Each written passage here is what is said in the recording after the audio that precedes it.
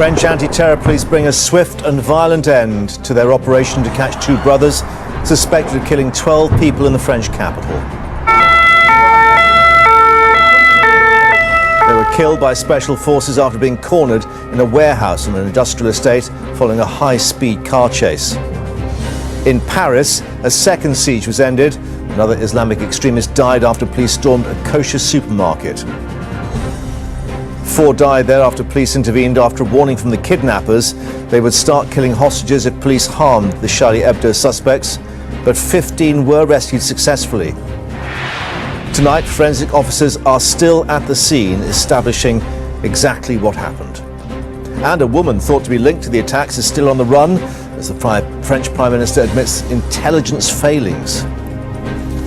And we'll take a look at how both the French and British press have been reflecting on this story in our press preview at 11:30. This is Sky News with Mark Longhurst.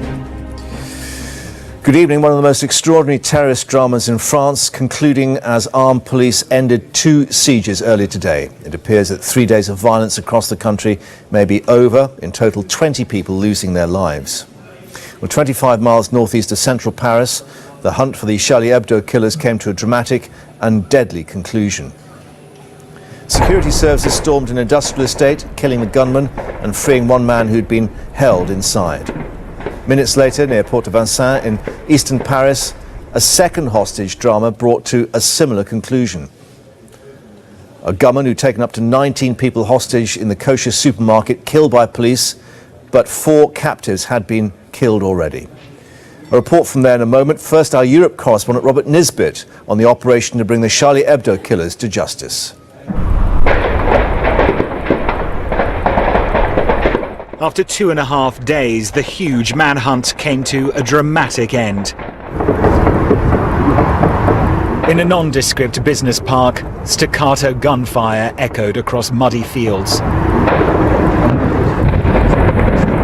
A bright orange light, evidence of flashbang grenades, as French special forces flushed out, then shot dead the terrorists. Smoke rose from the small printworks, signalling the end of a siege which had held the world in its thrall. During the standoff, one of the hostage takers, Sharif Kouachi, spoke by phone to a French television reporter, and he told her of his links to Al-Qaeda. Nous, on te dit juste qu'on est les défenseurs du prophète sallallahu alayhi wa sallam et que j'ai été envoyé, moi, Sharif Kouachi, par Al-Qaïda du Yémen. Et que je suis parti là-bas et que c'est Sheikh Anwar Al-Awlaqi qui m'a financé. Their only hostage was released unharmed. But the 2 gunmen believed responsible for the murderous rampage at the offices of a satirical magazine are dead.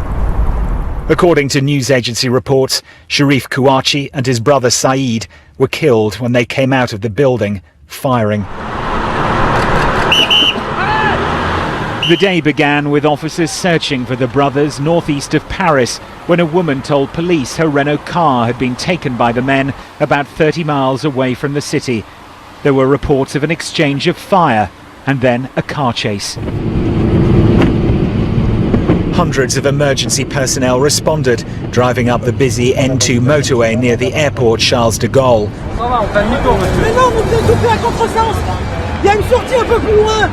The suspects took the turnoff to Dammatin-en-Gueule and drove to this industrial zone, full of warehouses and small factories. They approached the family-owned CDT printworks, taking the 26-year-old manager hostage. Helicopters operated by both the gendarmerie and larger military Puma aircraft arrived. A field behind the business park became a helipad. Workers in neighbouring units were trapped as the area was sealed off.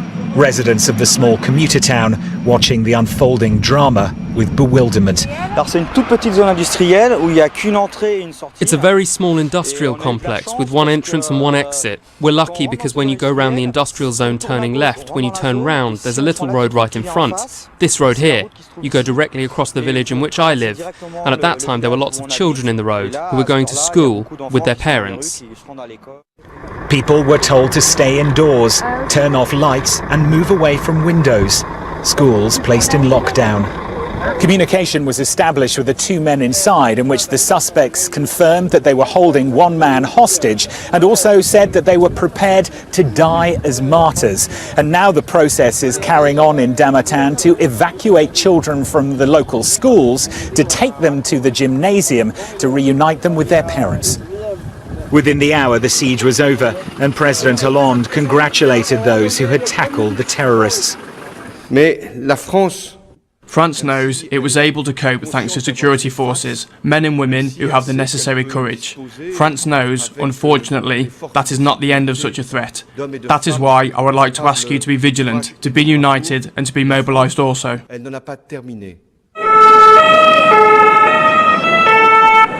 A few hours later, after its conclusion, and the gunmen were dead. Ambulances streamed into the site, while army and police helicopters took off from the neighbouring field. Flying into a spectacular sunset, the operation ended as night fell. A murderous tour which started in an editorial meeting, ending in a business park with more blood shed. Robert Nisbet, Sky News, Domata en Gueule. Well, within minutes of the successful security operation against the Charlie Hebdo killers, commandos at Port-de-Vincennes in eastern Paris stormed a kosher supermarket. At least 6 more people being held there hostage. The kidnapper, thought to have been involved in the murder of a policewoman in the south of the city yesterday, was killed. So there were at least 4 hostages, as Sky's Martin Brunt now reports. Minutes after the first siege had been brought to an end, police stormed the scene of a second siege 30 miles away in East Paris. But this one ended very differently, in tragedy. Explosions were heard clearly from the edge of the police cordon.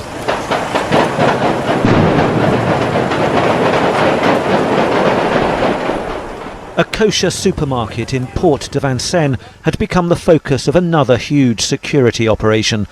A man armed with a Kalashnikov rifle had burst in and opened fire.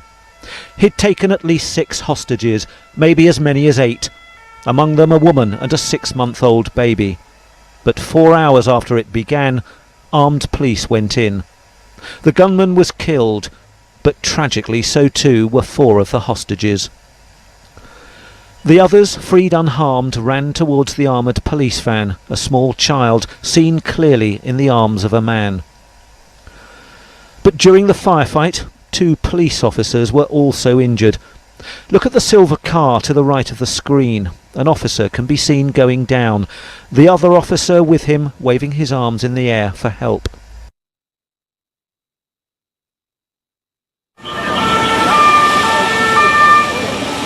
The second siege in the east of the capital began shortly after 1 p.m.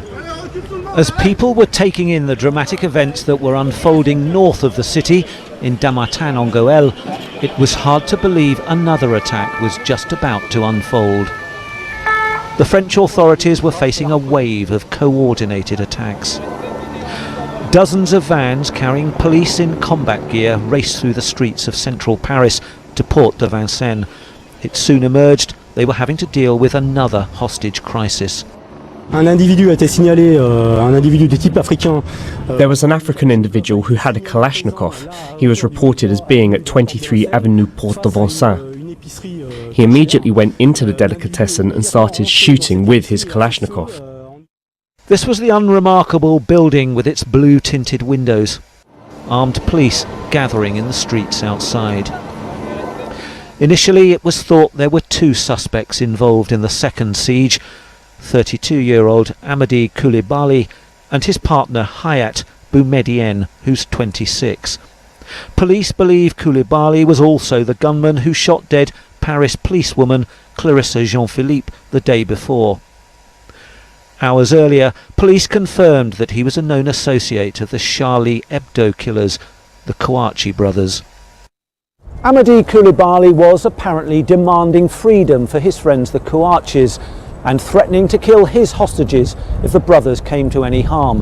In the end, Coulibaly died here, but there was no sign in the supermarket of his female partner. But police did later find the body of a second male, thought to be another terrorist involved in the siege here. Police locked down the area in Port de Vincennes. Schools were evacuated. Shops on the street were told to close. Diners in nearby restaurants hid under the tables. Armed police surrounded the supermarket. It would have been at its busiest at that time as customers shopped ahead of the Sabbath. Few doubted that the two-day hunt for the terrorists would conclude without more violence,